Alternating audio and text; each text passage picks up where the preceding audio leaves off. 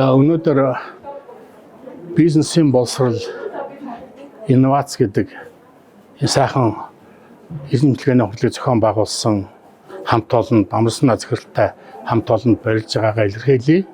Энэхүү хуралд сонирхолтой ихтгэл тавьсан Батбаяг захиралдаа хос чимэгтэй мөн одоо мастрихтын их сургуулийн профессорт Оливер докторт бас баярлж байгаагаа илэрхийлье.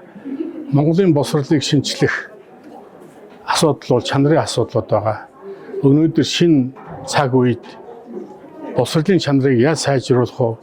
Сургалтын байгууллагуудын чанарыг яаж сайжруулах вэ? Сургалтын хөтөлбөрүүдийн чанарыг яаж сайжруулах вэ гэсэн энэ цаг үед энэрхүү эрдэмтлэгээний хурал цаг үеэ олсон чухал хурал болсон гэж болж байна.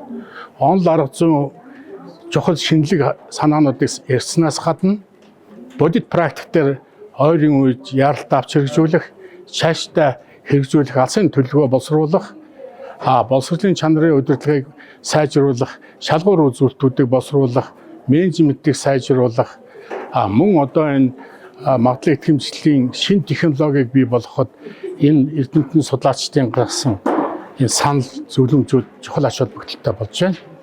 Ялангуяа суралцахуйд шинэ хандлагаар хандах, хэмэл оюун ухааныг боловсролын бүхэл төвшөнд ашиглах энэ боломжийг яаж хийх вэ?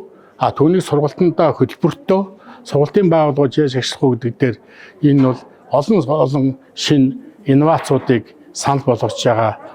Мөн одоо Монгол орны нөхцөлд энэхүү хэмэл оюун ухааныг боловсролын инновацид ашиглахдаа бас болгоомжлох, өрчсөн сэргэмжлэх ийм асуудлыг бас ярьсан.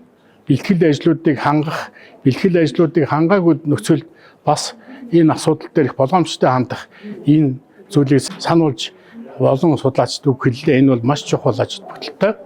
Энээс гарах гол зүйл бол бид нар өнөөдрөөс эхэлж боловсролын дээд боловсролын ялангуяа инновацийг шинжилж хийхдээ урт хугацааны, дунд хугацааны, ойрын хугацааны төлөвлөгөө хэрэгтэй юм байна.